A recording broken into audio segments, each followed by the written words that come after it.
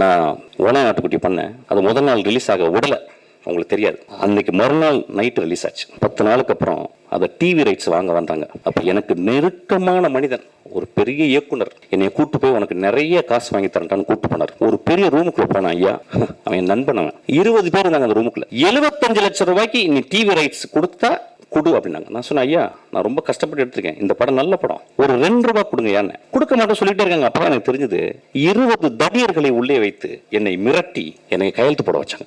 75 லட்சம் ரூபாய் கொடுத்தாங்க. அந்த திரைப்படம் அந்த சேனல்ல இது வரைக்கும் 80 வாட்டி ரிலீஸ் ஆயிருக்கு. அந்த செக் எடுத்து வந்து அவங்கள்ட்ட நான் கிழிச்சு போட்டுட்டு சொன்னேன், ஐயா நான் சென்னைக்கு வரும்போது ஒரு வெள்ளை பேப்பரும் ஒரு பென்சில் தான் எடுத்துட்டு வந்தேன்.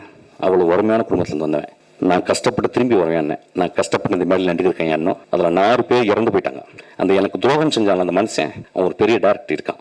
ஒவ்வொரு தருணமும் நான் துரோகத்தை அனுபவித்துக் கொண்டே இருக்கிறேன். எப்படி ஒரு சக மனிதனை பார்த்து என்னால் மோசமா பேச முடியும்? பேசுறதுக்கு ரீசனா பேச வேண்டிய கட்டாயம். ஐயா ஒரு விழாவில் வந்து அந்த விழாவை நான் கூடி விற்கிறோம். எதுக்கு நான் கொட்டுக்காலைக்கு நேக்கடா நிக்கிறேன்னு சொன்னேன். அப்படியாவது கவனத்தை ஈர்க்கணும்னு நினைக்கிறேன். இந்த படத்துக்கு நான் இப்ப பேசுறது அந்த அப்படியாவது அந்த படத்தை கவனத்தை ஈர்க்கிறது. எனக்கு அவ்வளவு புத்தகம், 40 வருஷம் புத்தகம் படிக்கிறதுக்கு எனக்கு டைமே இல்லை. 40 வருஷம் படிக்க வேண்டிய புத்தகம் இருக்கு. அவ்வளவு மனிதர்கள் நேசிக்க வேண்டியது இருக்கு. அவ்வளவு கண்ட்ரி நான் விசிட் பண்ண வேண்டியது இருக்கு. மன்னிப்பு கேட்டதுக்கு என்னைக்குமே தயங்க மாட்டேங்க. உதிரிப்பூக்குள்ள ஒரு சீன் வரும், கடைசி சீனு. அதுல வந்து அந்த மோசமான மனிதன், அந்த ஈவில், அவன் கடைசியில சொல்லுவான் அந்த ஊர் மக்களை பார்த்து. ஊர் மக்கள் சொல்லுவாங்க சாப்பிடாம்பாங்க. அவன் சொல்லலாம், எனக்கு ரொம்ப வருத்தம், இவ்வளவு நாள் கெட்டவனா இருந்தேன், உங்களுக்கு நான் வந்து எல்லாரையும் கெட்டவன் ஆக்கிட்டேன், அது ரொம்ப வருத்தமா இருக்கேன். நண்பர்களே, நான் உங்கள் முன் மண்டியிட்டு மன்னிப்பு கேட்டு உங்களை எல்லாரும் நான் கடவுளாக்குகிறேன். நன்றி.